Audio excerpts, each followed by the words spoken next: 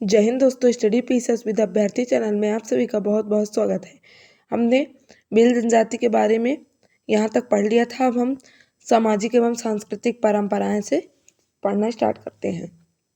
ठीक है, तो शिशु जन्म के 7वें दिन प्रसूता को हल्दी लगाकर स्नान किया जाता है। इसे सांता प्रथा कहते हैं।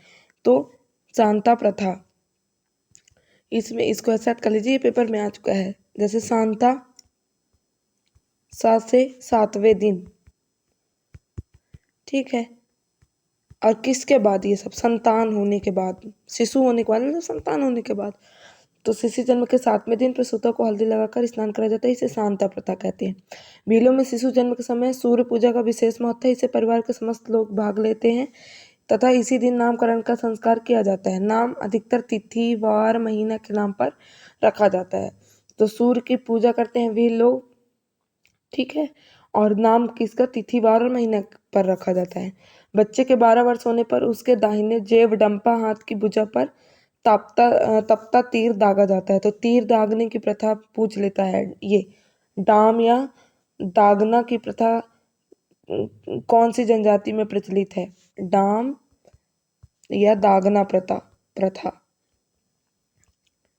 ठीक है। तो भील जनजाति, इसको कैसे याद करेंगे कि 12 वर्ष पहले, तो 12 वर्ष में भील मतलब डाम दागना जिसको बोलते हैं। तो 12 वर्ष अगर भील जनजाति में कोई पैदा हो तो उस बच्चे को उस भील जनजाति में पैदा होने का एक कर्ज चुकाना पड़ता है। तो दाम चुकाना पड़ता है। तो वही डाम, क्योंकि बहुत दर्द होता है जब भुजा पर तपता तीर दागा जाता है दाहिने राइट में, तो बहुत दर्द होता है। तो ये याद करिए, इसमें ये इंपॉर्टेंट है, याद करना है।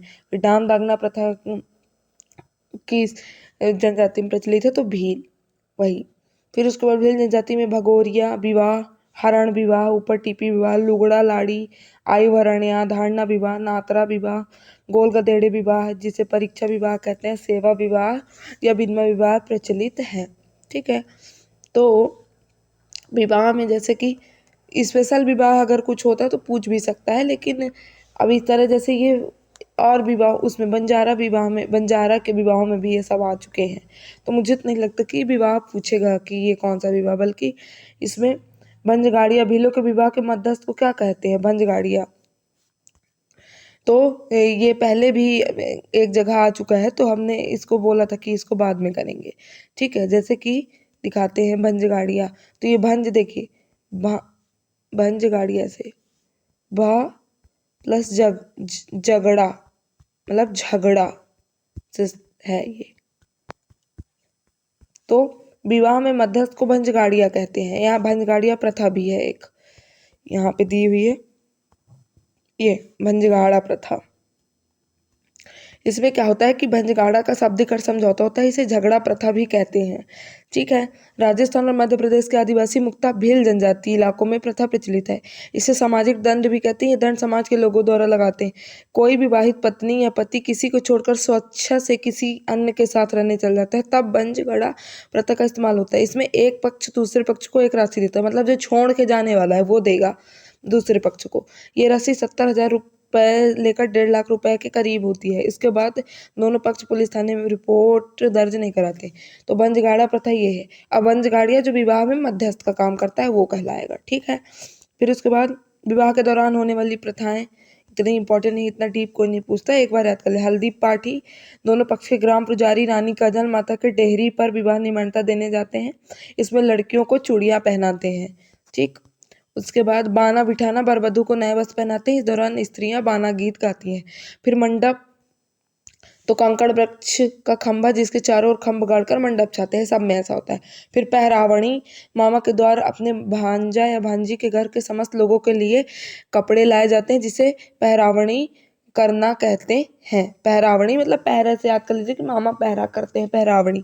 फिर उसके बाद बारात में स्त्री और पुरुष दोनों सम्मिलित होते हैं और रास्ते में मांदल, फेफर या पावली की धुन पर मधुर गायन होता है। मटके में मदिरा ले जाई जाती है जिसे छाक कहते हैं। तो मदिरा को क्या कहते हैं? छाक। मदिरा को क्या कहते हैं? छाक। तो छाछ से याद कर लीजिएगा, छाक, ठीक है। कि छाछ भी पीते हैं, छाछ को भी पीते हैं, मदिरा है एक प्रकार की। फिर उसके बाद विवाह में दहेज अथवा वधू मूल्य को दापा कहा जाता है। तो वधू मूल्य को क्या कहा जाता है? दापा कहा जाता है, दापा। ठीक है। भंजगाड़िया दापा तय करने की तिथि निर्धारित करता है। भाई मध्यस्थ भंजगाड़िया होता है तो दापा भी वही तय करेगा। दापक प्रकार नगद, रकम दापा, मवेशी, खाड़ा, कूटा या अनाज। या तो नगद रुपया दो, या तो जानवर दो, या तो अनाज दो, 3 प्रकार। अब वधू मूल्य कैसे, ये समझिए। मतलब लड़की के पक्ष को, इसमें उल्टा होता है, लड़की के पक्ष, लड़की वर मतलब वधू पक्ष वालों को वर पक्ष वाला व्यक्ति देगा, मतलब लड़के का परिवार देगा लड़की को वधू मूल्य। तो झाबुआ जिले में भील जनजाति में दापा प्रथा, दहेज की प्रथा का प्रचलन है। इस प्रथा में वर पक्ष की ओर से, ये देखिए, वर पक्ष की ओर से वधू पक्ष को दहेज दिया जाता है। ठीक है। उसके बाद अक्टूबर 2016 में दापा प्रथा हेतु साथीदार अभियान चलाया गया है। अक्टूबर 2016 में इस प्रथा को समाप्त करने हेतु भाई दहेज प्रथा जब लड़के लोग मांगते हैं तो उसको अगर बंद कराने का वो चल रहा है, उसी तरह दापा प्रथा में लड़की वालों को भी दहेज का एक रूप दिया जाता है, तो उसको बंद करने का भी वो है, विधान है। फिर हाथी बेड़ो विवाह की प्रथा, जिसमें वर हरण तथा वधू लाड़ी। वर को क्या कहा जाता है? हरण। वर को क्या कहा जाता है? हरण। तथा वधू को क्या कहा जाता है? लड़की से लाड़ी याद कर लीजिएगा, और वर में तो ऐसे याद कर लीजिएगा, हरण। द्वारा बांस, पीपल, सागवान वृक्ष के समक्ष फेरे लिए जाते हैं। किस किस? बांस, पीपल और सागवान वृक्ष के समक्ष फेरे लिए जाते हैं। फिर उसके बाद साउंग भरना। लड़के वाले लड़की वालों के यहाँ दापा के रूप में, लड़के वाले लड़की वाले के यहाँ दापा के रूप में तय मात्रा में अनाज लेकर जाते हैं, जिसको सावा या साउंग भरना कहते हैं। याद कर ही रहिएगा कि दापा के रूप में तय मात्रा में अनाज ले जाना क्या कहते हैं? सावा या साउंग। सावा ले जाने वाले को सावंगिया कहते हैं। ठीक, इतना डीप तो नहीं जाना चाहिए, पर अगर एक बार रीड किए रहेंगे, एक बार वीडियो देख लेंगे और उसके बाद दोबारा एक बार रिवीजन में 2x में देख लेंगे। वैसे अगर आप लोग को वो हो तो अब 2x में ही वीडियो देखा करें, क्योंकि उसमें जल्दी होता है।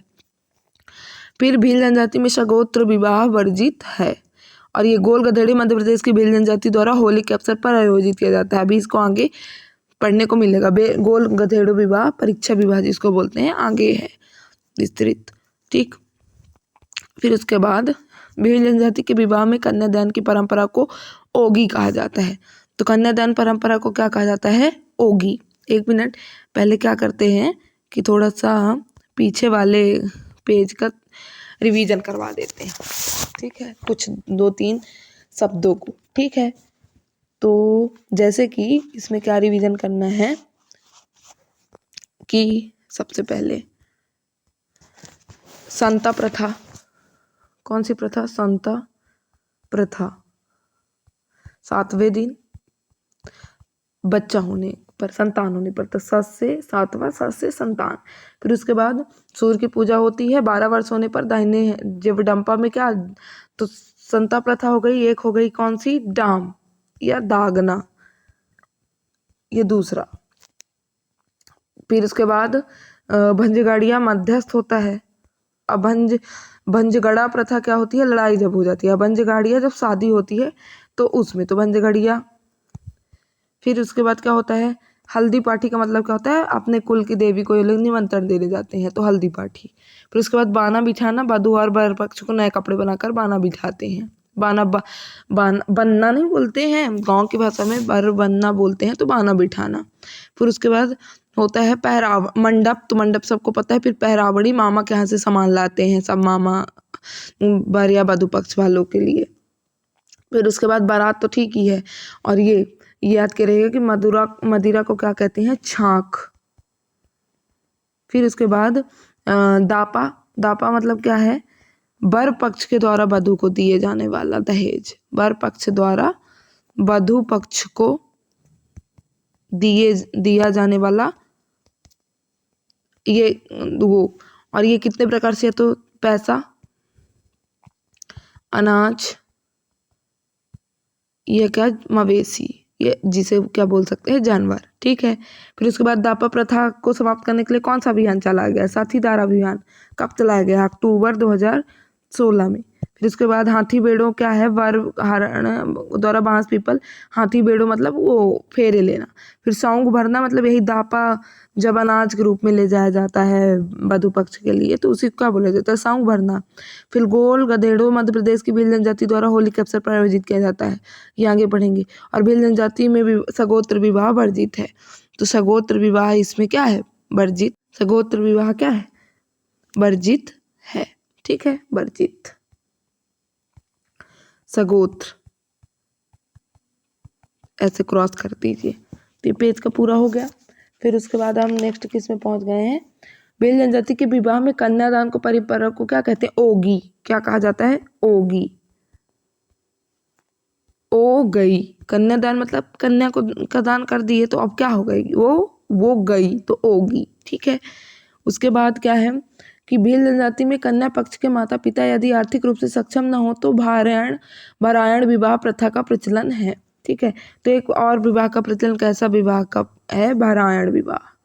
तो उसमें सीधे ये पूछेगा भारायण विवाह किससे संबंधित है, तो भा से भील, भा से भारायण। ये जैसे इसमें विवाह में कौन कौन से, एक गोल गधेड़ो क्योंकि ये स्पेशल है, बाकी और चीज गोल गधेड़ो हो गया और ये भारायण हो गया, ठीक है।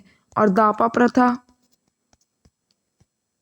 विवाह से, बस यही चीजें पूछ सकता है। और जो इस बहुत सारी जनजातियों में कॉमन होता है वो नहीं पूछेगा, क्योंकि ऐसे तो फिर गलत हो जाएगा उसका आंसर।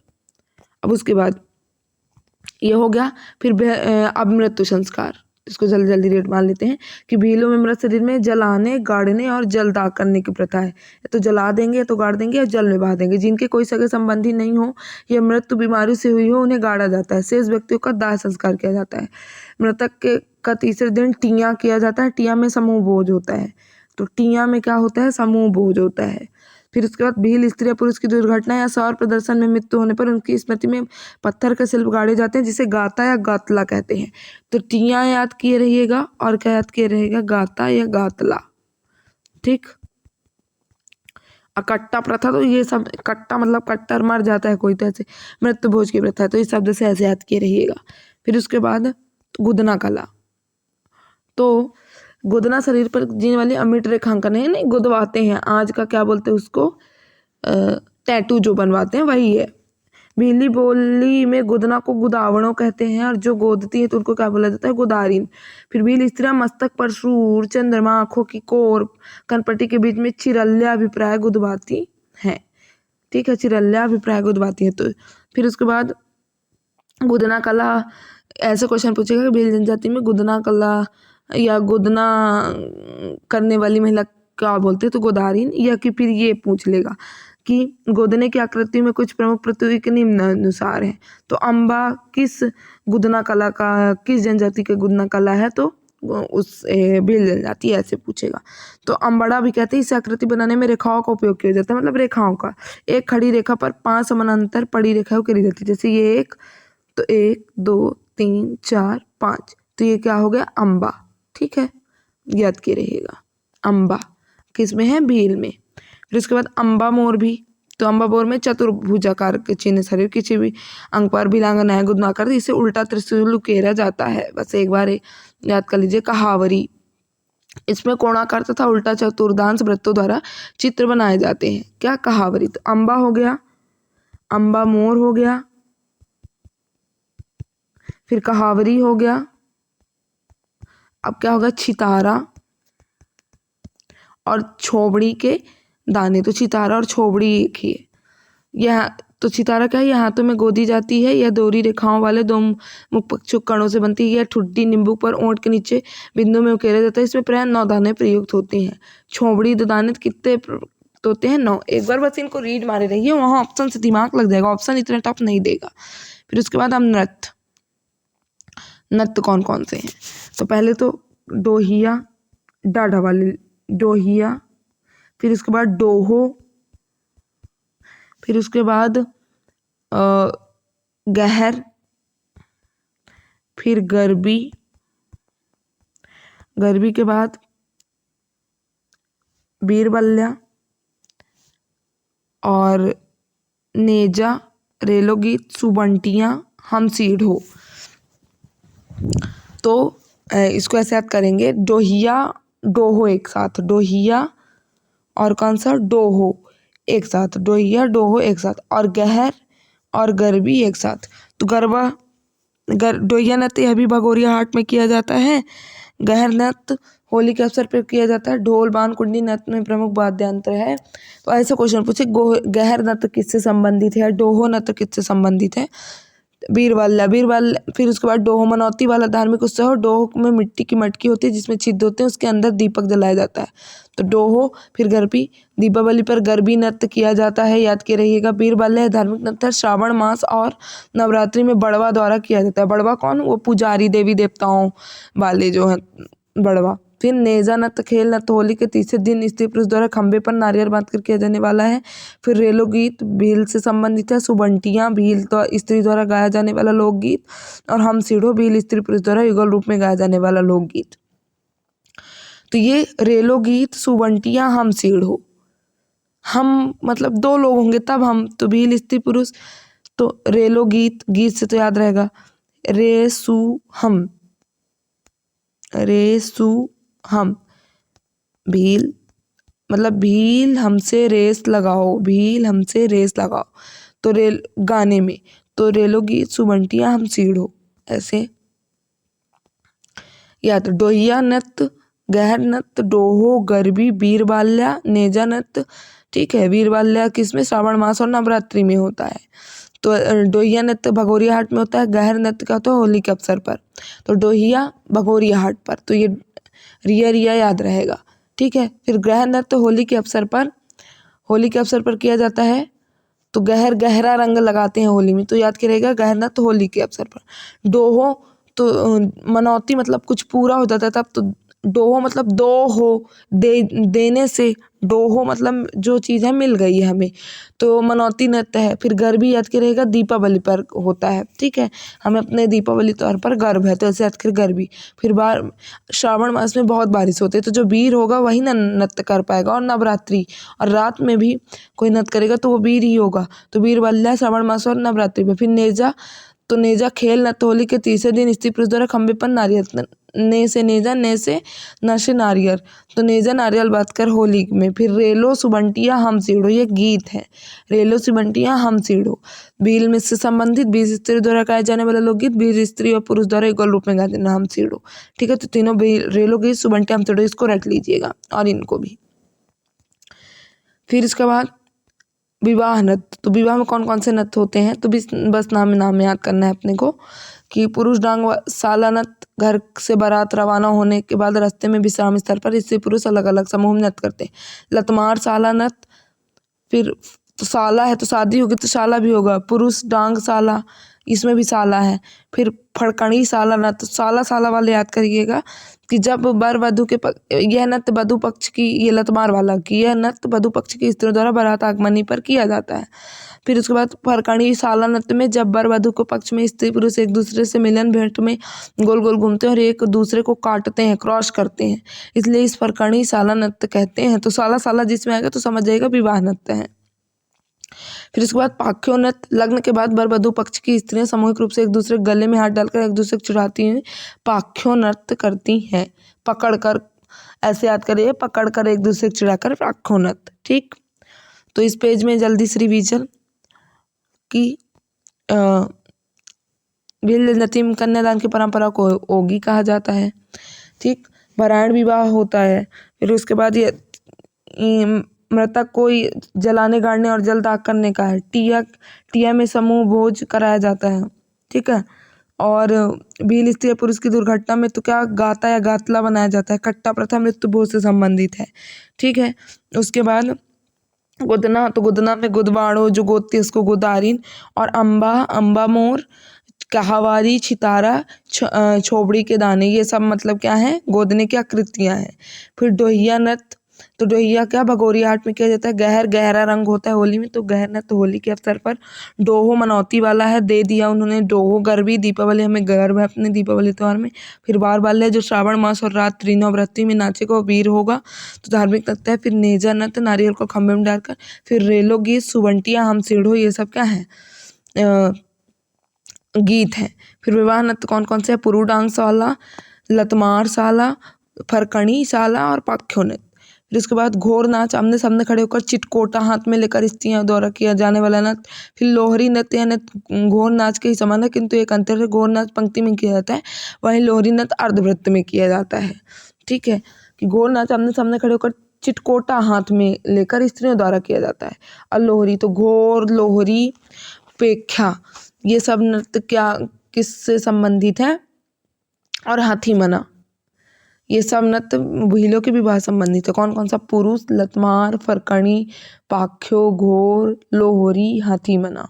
ठीक है, यह और लोहरी क्या होता है? यह नृत्य घोर नाच के समान है और इसमें यह है कि अर्धवृत्त में। फिर हाथी मना नृत्य विवाह के अवसर पर भील पुरुषों द्वारा इसे घुटने में बैठकर तलवार घुमाते हुए किया जाता है। हाथी मना, मना कर रहे हैं कि तलवार घुमाते हुए नृत्य नहीं करो, लेकिन तो भी कर रहे हैं, तो ये इंपॉर्टेंट है। हाथी मना नृत्य कौन? भील जनजाति। देखिए, भील मध्य प्रदेश की सबसे बड़ी जनजाति, इसलिए इसका इतना विस्तृत दिया गया है। बाकी हर जनजाति का इससे इतना विस्तृत नहीं दिया गया है, ना ही इंपॉर्टेंट है, तो बस इसको अच्छे से याद कर लीजिए हर चीज़ बस। फिर उसके बाद भाषा, बोली, तो बोली इनकी क्या है? भीली भाषा बोलते हैं। और नेमीचंद जैन का कथन है, भीलों की वर्तमान भाषा आर्यों से आग्रहित है और वह भीली उत्तरवर्ती है। भीली शब्द का प्रयोग सर्वप्रथम किसने किया था? पादरी थॉमसन, 1835 में। याद कर रहिएगा कि भीली शब्द का सर्वप्रथम प्रयोग किसने किया था? पादरी थॉमसन। फिर जॉर्ज गैरसन ने भाषा सर्वेक्षण में भीली शब्द को प्रयोग किया, साथ ही विकल्प के रूप में भिलोड़ी शब्द का उपयोग भी किया। मध्य प्रदेश के धाल, रतलाम, झाबुआ, अलीराजपुर के निकट भीली पर मालवी का प्रभाव है। भाई ये मालवा का क्षेत्र है तो मालविक प्रभाव भी है। खरगोन जिले में रहने वाले भील, अब निमाड़ साइड रहने वाले भील निमाड़ी बोलेंगे। ठीक है, वो क्षेत्र के हिसाब से भाषाओं में होता है फर्क। उसके बाद भीलों में मौखिक साहित्य में पहेलियाँ, कहावतें, लोक कथाएं, कथाओं का अच्छा भंडार। उदाहरण, अब जैसे इनकी पहली, एक रानी घर माती बाहर न निकलो, कई काम पड़े तो निकलो। तो एक रानी है जो कभी बाहर नहीं निकलती, जब सिर्फ काम पड़ता तभी बाहर निकली, तो कौन है? तलवार है। फिर माप बाकड़ी ना बेटी डाकड़ी, तो बेटी क्या है? बाप बाकड़ी बंधा हुआ रहता है, माप, कमान और तीर, और बेटी मतलब जो तीर उससे निकलती है, तो डाकड़ी मतलब खत्म कर देना, तो खत्म कर देती है। फिर कहावत, भूखला तो भूखला सूखला खरी, अर्थात कोई चिंता नहीं, हम भूखे हैं तो क्या हुआ, पर सुखी तो है, तो भूखला सूखला। ठीक, फिर उसके बाद भील चालू ना हूँ, रखबू ना हूँ, रुकबू, अर्थात भील और बकरी को रखने में अधिक खर्च नहीं होता। ठीक है, फिर जुग जैसी तो मुलक बैरी, अर्थात कड़वी जुबान से ही सारा संसार हमारा दुश्मन बन जाता है। वो जुग जैसी, जुग मतलब जवान जैसी, तो मुलक बैरी मतलब पूरा मुल्क बैरी बन जाता है। फिर भित्ति चित्र, तो गोत्रेज मंगलिक अवसर पर घर के भीतर दीवार पर गरब, बैल, सर्प, आम्रवृक्ष का अलंकार। क्या? गरब, बैल, सर्प, आम्रवृक्ष का अलंकार, इन्हें गोत्रेज कहा जाता है। याद के रहिएगा, इंपॉर्टेंट है। गोत्रेज, जैसे भगोरिया भी पढ़ेंगे ना, भगोरिया हाट, तो भील गोत्रेज, उससे भी याद के रहेगा कि भील में कौन सा गोत्रेज। फिर पिथौरा तो बहुत प्रसिद्ध चित्रकला है। जोबट वाली राजपूत क्षेत्र व नवाई पर्व पर घर की दीवार पर पिथौरा चित्र बनाया जाता है। पिथौरा कलाकार को क्या कहते हैं? लखींद्रा। भाई पिथौरा चित्रकारी इतनी प्रसिद्ध है कि उनको लाखों का यश मिलता है। उसके बाद क्या है?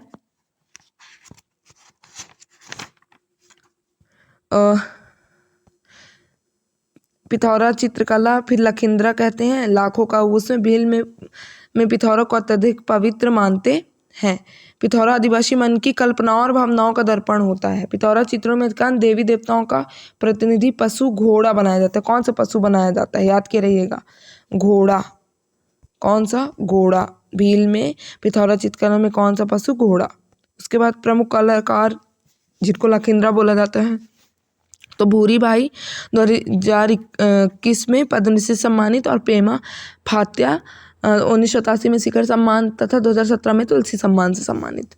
फिर भील सदैव अपने साथ धनुष बाण रखते हैं। भील धनुष को धानली या कामठी कहते हैं, बाण को बिलखी कहते हैं। तो धनली या कामठी कहते हैं और उसको क्या कहते हैं? बिलखी। भील जनजाति एकलव्य को अपना आदर्श, भाई धनुष ले रहते हैं, एकलव्य को आदर्श मानते हैं। एकलव्य भील जाति का महाभारत में इनका चित्रण, तो भील जाति का कुशल धनुर्धर था, इसलिए भील बाण चलाते समय अपने गोटे का प्रयोग नहीं करते। अंगूठा उनसे मांग लिया गया था ना, इसलिए। बिटलो एक प्रकार का बाण है जो पक्षियों के शिकार का प्रयोग करता है। बिटलो एक प्रकार का स्पेशल बाण है जो किसका शिकार करेगा? पक्षियों का। फिर फालिया या धारिया लोहे का बड़ा धारदार हथियार है। फिर शिकार का अचूक निशाना लगाने के लिए गोफना, गोफन का प्रयोग करते हैं। इसे भील हमेशा अपनी पगड़ी में बांध कर रखते हैं। गोफन का प्रयोग करते हैं और भील हमेशा इसे अपने कहाँ पगड़ी में बांध कर रखते हैं। आजकल भील बंदूकों का भी प्रयोग करते हैं। फिर उसके बाद भीली ढाबा क्या है? भीली ढाबा प्रथम दृष्टया छोटे मंदिर और बौद्ध स्तूप है। यार ढाबा से यहाँ खाने पीने की जगह या तो भीली ढाबा आ सकता है कि भीली ढाबा का अर्थ क्या है? तो छोटे मंदिर या बौद्ध स्तूप याद करिएगा, छोटे मंदिर या बौद्ध स्तूप। फिर पश्चिमी मध्य प्रदेश की प्रमुख जनजाति में ढाबा बनाने और उसे देवताओं को चढ़ाने की प्रथा है। मतलब छोटे मंदिर बनाओ या छोटे स्तूप बनाओ और किसी भी भगवान को समर्पित कर दो, यही है। फिर अब पर्व, उत्सव और त्योहार इनके बहुत इंपॉर्टेंट है। भगोरिया, ये तो मेंस में भी आ सकता है, ठीक है। तो इसमें क्या होता है कि होली के एक सप्ताह पूर्व फागुन, तो होली कब होती है? फागुन में। तो फागुन मास के अंतिम सप्ताह में मनाया जाने वाला 7 दिवसीय, याद करिएगा, 7 दिवसीय शरद श्लोक पर्व है। भगोरिया पर्व भंगोर देव के नाम तथा भंगोर गोत्री भीलों द्वारा आरंभ किया गया था। भंगोर देव भंगोर गोत्री द्वारा आरंभ किए जाने के कारण इसे भगोरिया कहा गया। इस त्योहार का प्रारंभ दाहोद के पास हुआ तथा यहाँ के भील भगोरिया भील कहलाए। कहाँ से स्टार्ट हुआ? ये दाहोद से, ठीक है, दाहोद से। और यहाँ के भील क्या कहलाए? भगोरिया भील। भील तरुण तरुणियों के लिए चैन और चुनौती तथा नई फसल की दृष्टि से यह उमंग उल्लास का प्रतीक है। भील यह त्योहार जो होता है तो तरुण मतलब युवा और युवतियों के लिए चयन, एक दूसरे को पसंद करें, तथा चुनौती का भी एक प्रकार से प्रतीक है। वर्तमान में मध्य प्रदेश में 5 जिलों में 176 स्थानों पर भगोरिया पर्व का आयोजन किया जाता है। प्रमुख स्थल कौन से हैं? झाबुआ, अलीराजपुर, खरगोन, धार, बड़वानी। जहाँ इनकी जनसंख्या ज़्यादा है वहाँ ये होता है। बलपुरिया का भगोला मेला सर्वश्रेष्ठ इसको याद करिएगा कि बालपुरा का भगोरिया मेला सर्वश्रेष्ठ माना जाता है।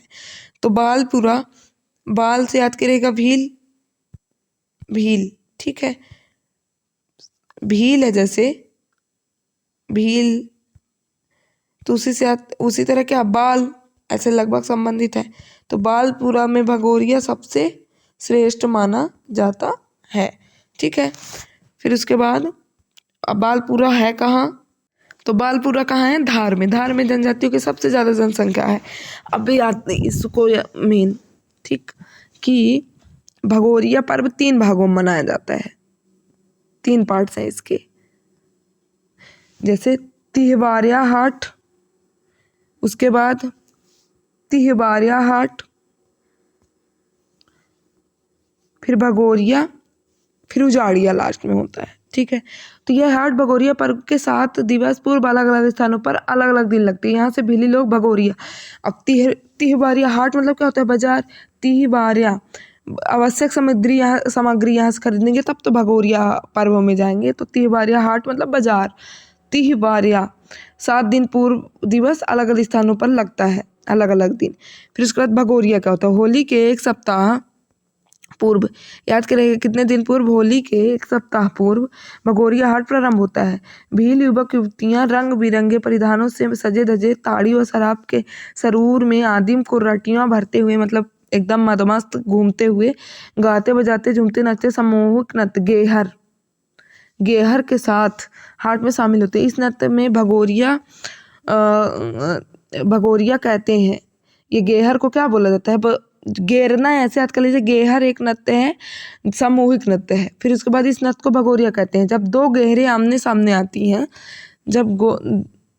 आमने सामने आती हैं उस समय नर्तकों का उत्साह और भी बढ़ जाता है और खुद को सर्वश्रेष्ठ प्रदर्शित करने के लिए परस्पर प्रतिस्पर्धा प्रारंभ हो जाती है। हाट में यदि किसी युवक को कोई युवती पसंद आ जाती है तो वह उसके गाल पर गुलाल मल देता है और प्रत्युत्तर में लड़की गुलाल मल दे तो एक दूसरे के जीवन साथी बन जाते हैं। इसे गुलालिया कहा जाता है। भगोरिया हाट में गोल गधेड़ों का आयोजन होता है। इसमें अब गोल गधेड़ों विवाह पढ़े थे आप, मैं बोली थी आगे आएगा। तो गोल गधेड़ों का आयोजन होता है। इसमें युवतियां युवकों के समूह के चारों ओर से घेरे रहती हैं तथा युवक अपनी पसंद की युवती को लेकर वहां से भाग जाता है। यदि वो दोनों पकड़े नहीं जाते तो उनका विवाह मान लिया जाता है, संपन्न करा दिया जाता है। किंतु वर्तमान में युवती को भगाने के स्थान पर परिवारों की सहमति से विवाह करने का प्रचलन बढ़ गया है। फिर उजाड़िया होली के दिन अब क्या होगा? भगोरिया मेला उस समय 3 पहले हाट लगेगा, एक बाजार लगेगा। कौन सा बाजार लगेगा? तिहवारिया हाट ऐसे 30 बार या 3 बार ऐसे याद कर लीजिएगा, 30 बार या हाट लगेगा। फिर उसके बाद भगोरिया पर्व होगा, फिर उजाड़िया, हटा देना, उजड़ जाना सब। होली के दिन भगोरिया समाप्त होने के साथ ही उजाड़िया हाटों की शुरुआत हो जाती है, जो 1 सप्ताह तक चलती है। इस अवधि में हाट बाजार सूने रहते हैं। भील अपने अपने ग्राम क्षेत्रों में गुजरने वाले मार्गों पर अवरोध कर वाहन वालों से रुपया वैसे वसूल कर होली मनाते हैं। तो उजाड़िया किस दिन होता है? होली के दिन होता है। फिर उसके बाद गल उत्सव। भगोरिया के बाद क्या? तो ऐसे याद करिए, भगोरिया,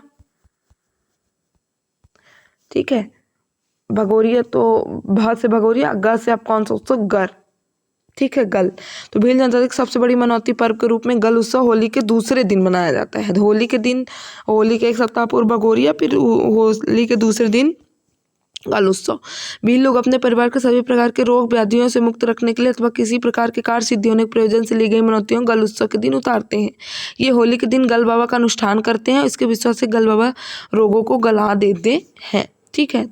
तो भगोरिया, भा से भगोरिया, ग से गल उत्सव मनौती है। फिर गढ़। भील होली के 12वें 13वें दिन, देखो होली के दिन या होली के 7 दिन पूर्व तक ये भगोरिया चलता है। फिर दूसरे दिन गल उत्सव, फिर उसके बाद गढ़ उत्सव 12वें 13वें दिन गढ़ का आयोजन करते हैं। गढ़ विजय का प्रतीक है, जो झाबुआ में आयोजित होता है, ठीक है। तो गढ़ नहीं, चित्तौड़, गढ़, ये सब यहाँ युद्ध हुए तो विजय का प्रतीक है। उसी तरह गढ़ उत्सव भी विजय का प्रतीक है। फिर उसके बाद बरसा टोढ़ी उत्सव। तो वर्षा के आह्वान के लिए इंद्रदेव को प्रसन्न करते हैं, ठीक है, ढोड़ी उत्सव। फिर जातरा, जातर उत्सव। तो भगोरिया में हाट में सब लोग जाते हैं ना, तो वो गढ़ और वो गढ़ हो गया और कौन भगोरिया हो गया और ये क्या कहते हैं गल उत्सव हो गया। ये सब उत्सव किससे संबंधित है? भील से संबंधित है। जातरा जात उत्सव नवाई के पूर्व। नवाई क्या होता है कि एक अनाज के प्रथम उपयोग का त्यौहार है। तड़वी गांव में भीलों को सलाम मशविरा कर पर्व का दिन निश्चित करते हैं।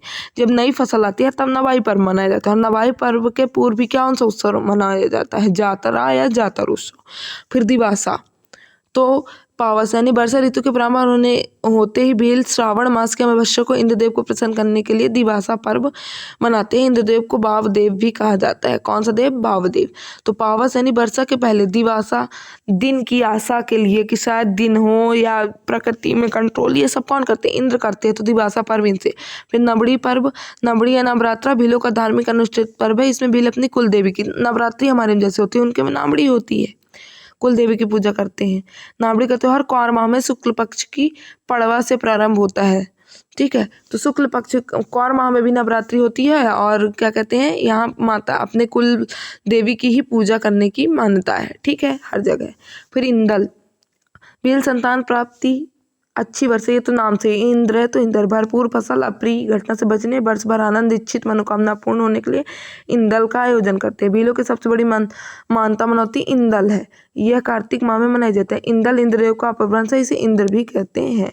तो कब? कार्तिक माह में। तो 3 चीजें इंदल में याद किया रहना है कि वर्षा वर्षा के लिए होता है। दूसरा, भीलों की सबसे बड़ी मनौती कौन सी है? इंदल है। और कार्तिक माह में मनाया जाता है। इंदल इंद्रदेव का अपभ्रंश है, जिसे इंद्र भी कहते हैं। फिर डोहा मानता, ये तो हो चुका। डोहा संबंधित सौ गाय भैंस के दूध न देने पर बछड़े के अकाल मृत्यु से बचाने के लिए खेड़ा देवी की पूजा मानते हैं, खेड़ा देवी की मानता लेते हैं। तो डोहा उत्सव, गढ़ उत्सव, गल उत्सव, ये सब डोहा उत्सव, एक बार इनका नाम ऐसे रिवीजन कर लेना, ठीक है।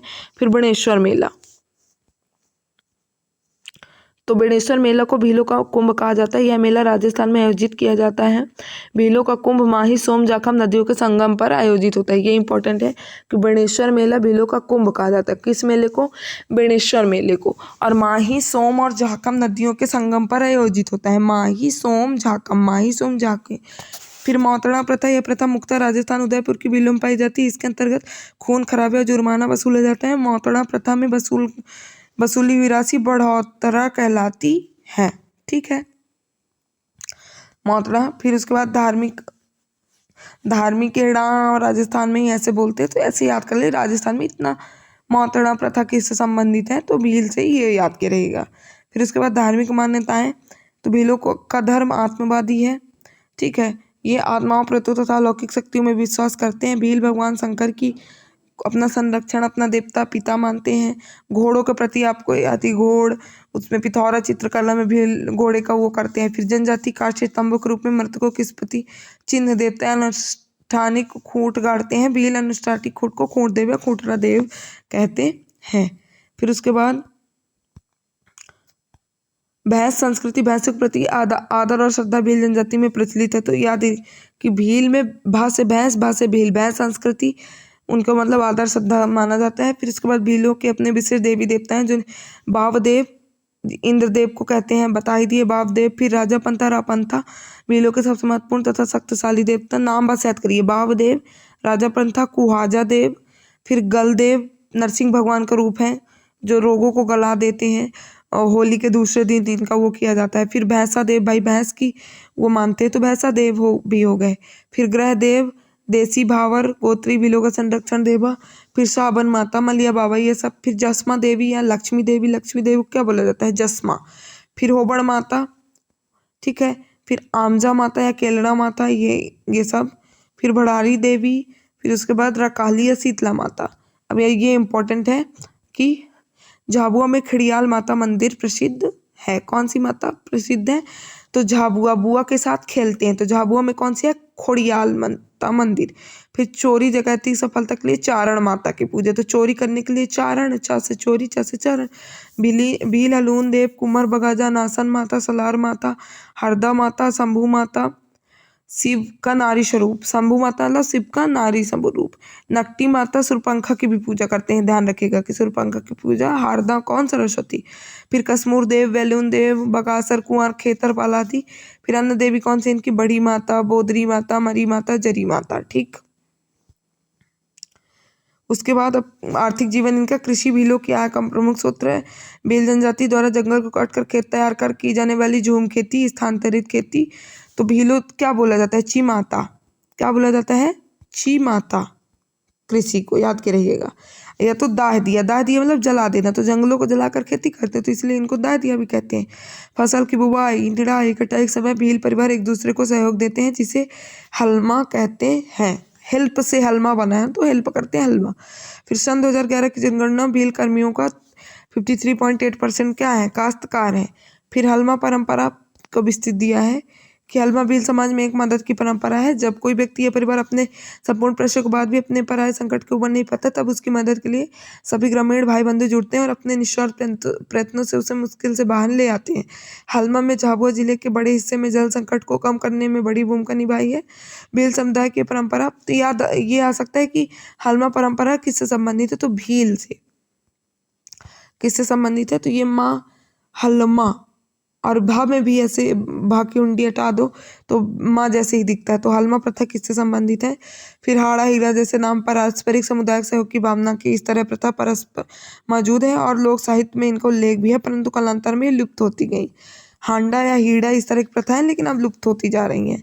फिर उसके बाद सन 2005 में हलमा परंपरा को एक गैर सरकारी संगठन शिव गंगा ने शुरू किया। महेश शर्मा और हर्ष चौहान भी इसके महत्वपूर्ण भूमिका। तो भाई ये शिव की पूजा करते हैं, शिव इनके इष्ट देव, इनके पिता हैं। तो ये हलमा परंपरा को एक गैरकार शिव गंगा ने शुरू किया और महेश भी शंकर भगवान का ही नाम है। और हर्ष, जब हम कुछ अच्छा काम करते हैं तो हमको हर्ष होता है भाई, हलमा मतलब मदद करना। तो ये सब शिव गंगा, महेश शर्मा और हर्ष चौहान भी इसके महत्वपूर्ण भूमिका थी। फिर महेश शर्मा को भारत सरकार को करने के लिए 2019 में पद्मश्री सम्मानित किया गया है। महेश शर्मा भील जनजाति के बीच झाबुआ के गांधी बन चुके हैं। इन्होंने भीलों के लिए इतना काम किया कि झाबुआ के गांधी कौन है, महेश शर्मा, याद करिएगा। महेश शर्मा को 2019 में पद्मश्री से सम्मानित किया गया है। फिर लकड़ी काटना और क्या क्या, चौकीदारी करना, मजदूरी करना, फिर व्यवसाय, मुर्गी पालन, मछली, मछुआ, शराब, ये सब। फिर अलीराजपुर में जोबड़ तहसील की जनजाति द्वारा पुंजा दरियों का निर्माण किया जाता है। मध्य प्रदेश सरकार ने इन्हें जीआई करने की मांग की है, जीआई टैग, भौगोलिक संकेतक करने की मांग की है। तो याद रहिएगा ये क्वेश्चन आता है कि जोबड़ तहसील में अलीराजपुर में कौन सी पुंजा दरिया किस जनजाति से संबंधित है, तो पुंजा दरिया किससे संबंधित है, भील जनजाति से। पुंजा दरिया किससे संबंधित है, भील जनजाति से। और कहाँ, जोबड़ तहसील अलीराजपुर। भाई दरिया बनाएंगे बिछाने के लिए तो इनका एक राज हो जाएगा, हर जगह इनकी पहचान हो जाएगी, जीआई टैग भी मिलने वाला है, तो इसलिए ये याद के रहिएगा। उसके बाद अन्य महत्वपूर्ण तथ्य क्या है? भील जनजाति का सर्वाधिक प्रिय संबोधन मामू है। आम जनता भी इन्हें मामू कहते हैं, कहकर बुलाते हैं। ये याद करेगा, क्या कहकर बुलाते हैं? मामू। भील जनजाति कपड़े पर नंदना प्रिंट कपड़े अधिक प्रयोग करते हैं, जिसमें कौन सी प्रिंट हो? नंदना प्रिंट। फिर भीलों की कलात्मक दीवानियाँ यानी दीवार में रखने का लकड़ी का स्टैंड, आटा पीसने की भट्टी, थाला लकड़ी के अत्यंत कलात्मक तरीके से बनाया जाता है। तो ये सब भीली समुदाय रेडियो केंद्र मध्य प्रदेश का पहला। तो ये भील का लगभग हर चीज़ कहाँ? भावरा, अलीराजपुर। वो जोबट तहसील भी कहाँ? अलीराजपुर। फिर लकड़ी शिल्प केंद्र अलीराजपुर और झाबुआ। मामा बलेश्वर दयाल को भीलों का गांधी, देखिए महेश शर्मा को कंफ्यूज मत होइए। झाबुआ का गांधी किसको बोला गया है? महेश शर्मा को। झाबुआ का गांधी किसे बोला गया? महेश शर्मा को। बुआ महेश से झाबुआ के गांधी महेश शर्मा। और मामा बलेश्वर दयाल को भीलों का गांधी कहा गया है, पूरे भीलों का गांधी। भाई मामा इनमें वैसे भी प्रचलित है, अब बलेश्वर बल होता है मामाओं में, तो मामा बलेश्वर दयाल भीलों के गांधी। फिर घोटिया अम्बा का मेला बांसवाड़ा चैत्र अमावस में लगता है, भीलों का कुंभ। ये मेला जो होता है बेणेश्वर मेला है और एक घोटिया अम्बा का मेला। तो अम्बा ये लोग गुदवाते भी हैं, तो इससे याद कर लीजिएगा। फिर भील केसरीनाथ पर चढ़ी हुई केसर का पानी पीकर कभी झूठ नहीं बोलते। केसरीनाथ भगवान है, अगर उनके ऊपर ये पानी चढ़ा दिया गया वो फिर उसको पिलाकर इनसे कुछ बुलवाया जाता तो ये झूठ नहीं बोलते। फिर फायरे भील जनजाति का प्रमुख रणघोष। फायर नहीं कहते, फायर मतलब फायर करो, वो करो, शूट करो, तो ऐसे ये क्या है? रणघोष है, फायर है। ठीक, तो आज की क्लास यहीं तक। और वो जो फ्रंट पेज है आप उसको एक बार अपने से खुद से रिवीजन कर लीजिएगा, बीसी से पूरा निचोड़ उसमें आ गया है, तो वो हो जाएगा। ठीक है, तो थैंक यू। अगर क्लास अच्छी लगी हो तो सब्सक्राइब करिए, लाइक करिए, शेयर करिए। Thank you so much.